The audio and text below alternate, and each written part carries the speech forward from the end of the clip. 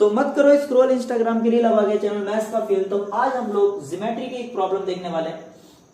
तो ज्योमेट्री की जो प्रॉब्लम है, आपको इसमें एरिया ऑफ शेडेड रीजन निकालना है, जहां पर आपको ए बी सी डी एक रेक्टेंगल दिया गया है और डी बी एफ ई एक स्क्वायर दिया गया है।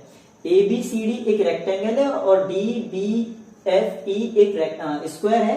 जो स्क्वायर की साइड है वो ए बी सी डी का जो रेक्टेंगल है उसके डायगोनल के बराबर है। ये चीज आप लोग देख भी पा रहे हैं। यहाँ पर आपको यहाँ पर एरिया ऑफ शेडेड रीजन निकालना है। तो पहले आप लोग वीडियो को पॉज करके खुद से सवाल को ट्राई करने की कोशिश करो। जब सवाल नहीं सॉल्व हो पाएगा तब आप लोग वीडियो का सॉल्यूशन देखो। तो आप लोग एक बार ट्राई कर लीजिए वीडियो को पॉज करके। मैं सवाल को सॉल्व करने वाला हूं। तो देखिए सम को अगर आप ध्यान से देखें तो यहाँ पर एक रेक्टेंगल है और एक स्क्वायर है। आपको ये वाला एरिया चाहिए, आपको ये वाला एरिया चाहिए। अब आप थोड़ा सा सोचना ध्यान से कि अगर मान लीजिए ये ट्रायंगल है और मैं कहता हूं कि इस ट्रायंगल का एरिया बताओ, तो आपको पता है कि एरिया ऑफ ट्रायंगल का फॉर्मूला आप लोगों ने पढ़ा हुआ होता है, वो होता है 1/2 बेस इंटू हाइट। ये फॉर्मूला होता है, आप सभी जानते हैं। अगर मैं बेस निकाल लूं और ये एक हाइट निकाल लूं, बेस निकाल लूं और ये हाइट निकाल लूं, तो क्या मैं ई सी एफ का एरिया निकाल सकता हूं? और मुझे ये हाइट चाहिए और ये बेस चाहिए। मैं इसी लाइन को आगे तक बढ़ा रहा हूं, ठीक है। अब ये परपेंडिकुलर होगा क्योंकि हाइट है ना, और ये क्या होगा बेस। देखिए बेस कैसे निकालेंगे। अब देखिए ये क्या है, डी बी एफ ई एक स्क्वायर है।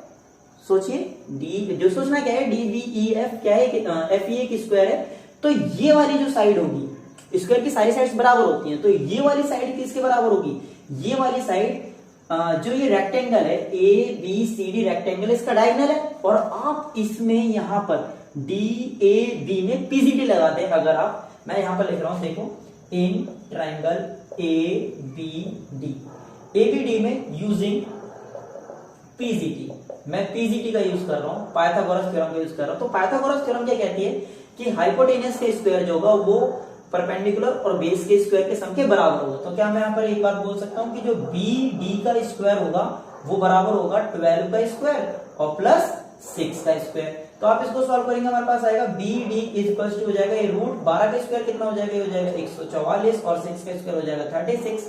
आप लोग इसको ऐड करेंगे, हमारे पास आएगा B D is equal to, इसको ऐड करेंगे हमारे पास आएगा 6 और 4 10 का 0 कैरी 1 8 और 1 180। और बी डी के आप लोग, अब आप ये परफेक्ट स्क्वायर तो है नहीं, आप लोग क्या करेंगे, इसका एलसीएम ले लीजिए। एलसीएम लेंगे तो कितना आ जाएगा हमारे पास, 2 से करेंगे डिवाइड 90, 2 से करेंगे 45, फिर ये 3 से चला जाएगा हमारे पास कितने बार पे, 15 बार पे, और ये 3 से चला जाएगा 5 बार पे, और इधर आ जाएगा 5।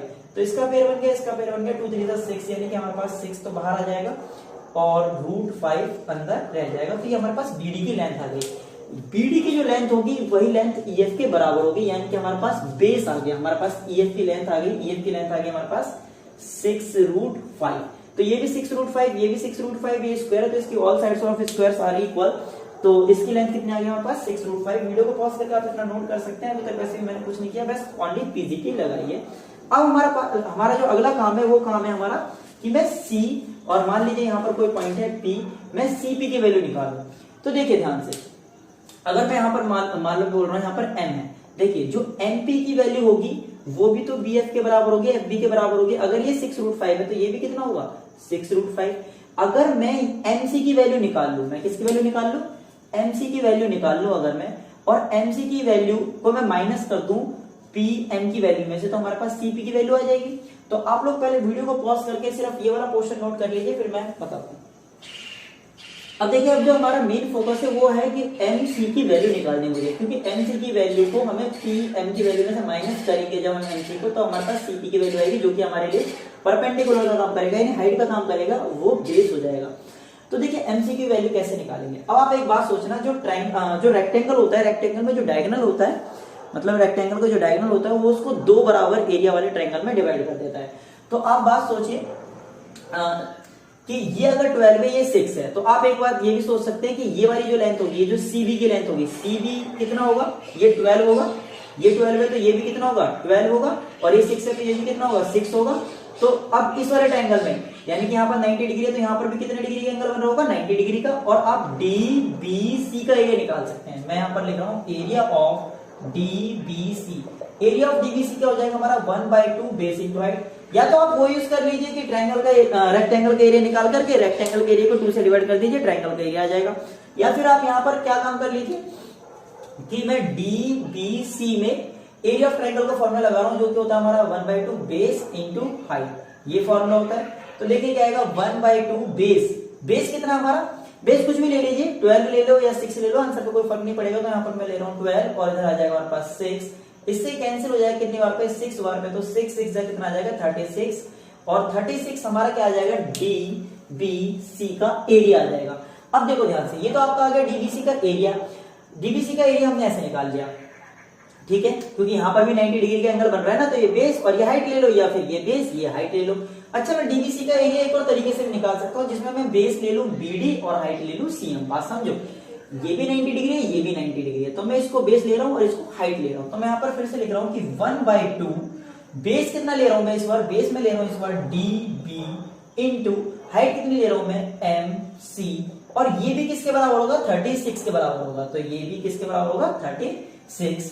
क्यों, क्योंकि आप देखो कि मैं एरिया ऑफ डीबीसी ही निकाल रहा हूं, बस पहले मैंने बेस और हाइट अलग ली थी, इस बार मैं बेस ले रहा हूं डीबी और हाइट ले रहा हूं एमसी। तो ये भी मुझे डीबीसी का एरिया देगा, जो कि 36 के बराबर है।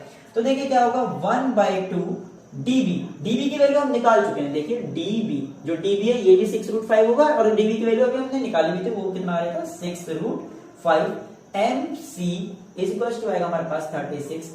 इससे कैंसिल हो जाएगा 3 बार पे, तो 3√5 इधर चला जाएगा डिवाइड में, तो एमसी की वैल्यू आ जाएगी 36/3√5, और इससे आप इसको कैंसिल करेंगे आएगा 12, तो एमसी की वैल्यू आ जाएगी आपकी 12/√5। तो ये आपकी वैल्यू आ गई एमसी की। आपके पास एमसी की वैल्यू आ गई, अब हमें निकालनी है सीपी की वैल्यू। तो देखिए सीपी की वैल्यू कैसे निकालेंगे, ध्यान से देखना, हमें सीपी की वैल्यू निकालनी है।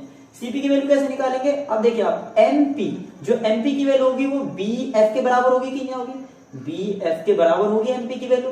तो मुझे सीपी की वैल्यू निकालनी है, तो मैं क्या करूंगा CP is equals to MP में से माइनस करूंगा सीएम को, तो हमारे पास सीपी की वैल्यू आ जाएगी, एमपी की वैल्यू कितनी है हमारे पास 6√5, क्योंकि जो ये है वही एमपी है, माइनस सीएम की वैल्यू हमारे पास 12/√5। तो इधर लिख रहा हूं मैं 12/√5, इसके नीचे ले लो 1, एलसीएम लेंगे हमारे पास कितना आ जाएगा √5, 1 से √5 को डिवाइड करेंगे √5 से ऊपर मल्टीप्लाई करेंगे, √5 से मल्टीप्लाई आएगा 5, और 5 6 से कितना हो जाएगा 30, माइनस √5 को √5 से डिवाइड करेंगे कितना आएगा 1, और 1 से ऊपर मल्टीप्लाई करेंगे कितना आ जाएगा 12।